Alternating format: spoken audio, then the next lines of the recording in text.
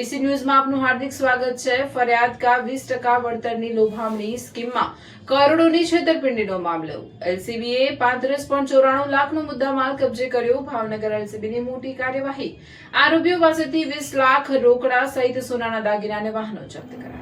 ભાવનગર ફરિયાદકા ગામમાં 20% વળતરની લોભામણી સ્કીમ બતાવી લોકો પાસેથી રોકાણ કરાવવાના ગુનામાં લોકલ ક્રાઇમ બ્રાન્ચે મોટી કાર્યવાહી કરી। વર્તેજ પોલીસ સ્ટેશનમાં નોંધાયેલા છેતરપિંડીના ગુનાની તપાસ દરમિયાન પકડાયેલા આરોપીઓ પાસેથી કુલ 35,94,500નો મુદ્દામાલ કબજે કરવામાં આવ્યો। મળતી માહિતી અનુસાર પોલીસ તપાસમાં આરોપીઓએ રોકાણ કરાયેલા નાણાંમાંથી કેટલીક ચીજવસ્તુઓ ખરીદી હોવાનું તેમજ રોકડ રકમ પોતાની પાસે રાખી હોવાનું કબૂલ્યું હતું, જેના આધારે એલસીબી દ્વારા કાર્યવાહી કરી રોકડા 20 લાખ 8.23 લાખના સોનાના દાગીના, Suzuki Dzire car, Access scooter, note ગણવાનું મશીન અને હિસાબના ચોપડા સહિતનો મુદ્દામાલ કબજે કરવામાં આવ્યો છે। આ કેસમાં પોલીસે ફરિયાદકા ગામના સંજયભાઈ મુરજીભાઈ ધામેચા અને યોગેશભાઈ વેલજીભાઈ ધામેચાની ધરપકડ કરી છે। બંને આરોપીઓને કોર્ટમાં રજૂ કરતા પોલીસ કસ્ટડી રિમાન્ડ મંજૂર કરવામાં આવ્યા હતા। તપાસ દરમિયાન ફરિયાદી સહિત કુલ 103 શાહિદોના નિવેદન લેવામાં આવ્યા છે અને અત્યાર સુધીમાં અંદાજે 6,19,24,588ની રકમ પરત આપવાની હોવાનું સામે આવ્યું છે।